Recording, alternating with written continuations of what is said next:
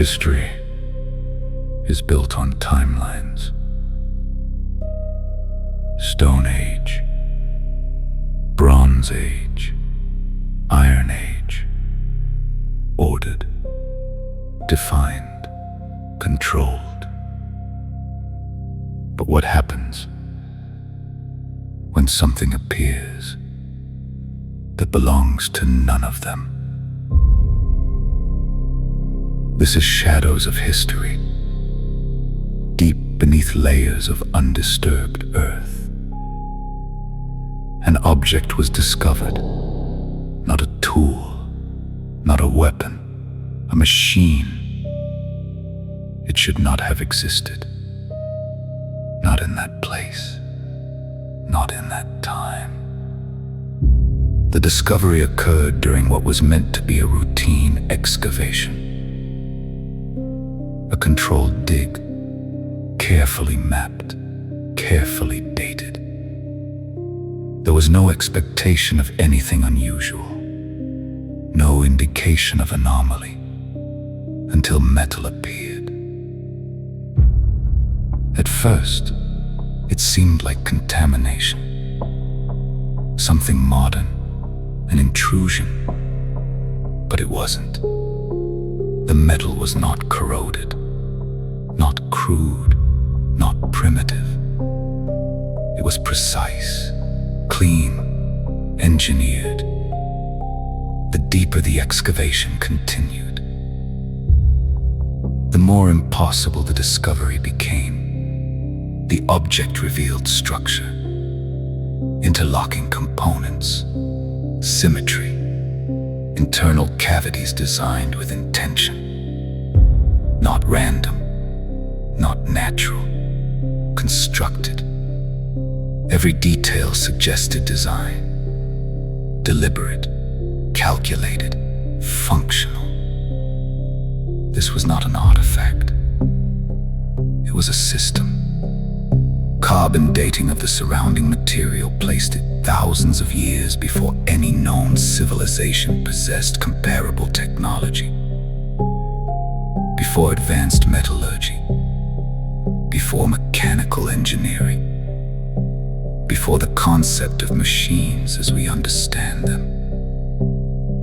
And yet, it was there, embedded in time, as if it had always been part of that layer, as if it belonged.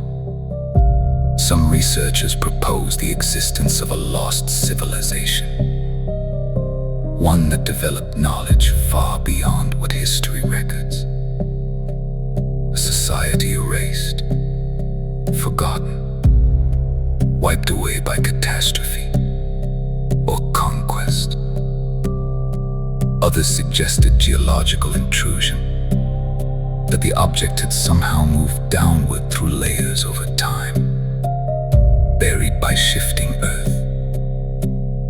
But this explanation failed, because the surrounding soil showed no signs of disturbance, no disruption, no fracture, no indication that anything had been inserted later.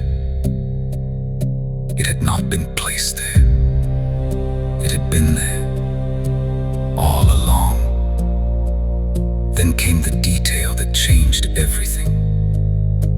The machine showed signs of wear, not decay, not damage from time, but usage. Surface markings consistent with movement, friction, repetition. This was not a symbolic object, not a prototype, not an experiment. It had functioned. It had been used. For what purpose? No one could determine. Shortly after preliminary findings were documented, access to the site was restricted, quietly, without explanation. Independent researchers were denied entry. Requests were declined. Documentation stopped appearing in public records. The machine was removed. No official statement followed. No academic publication. No preserved exhibit. Its current location remains unknown. Officially, the discovery was labeled inconclusive, unverified, unresolved, and then ignored. History assumes progress is linear, that knowledge develops slowly, step by step, primitive to advanced, simple to complex. But discoveries like this suggest something else. That knowledge may rise, then fall, and rise again. That civilizations may reach levels we no longer remember.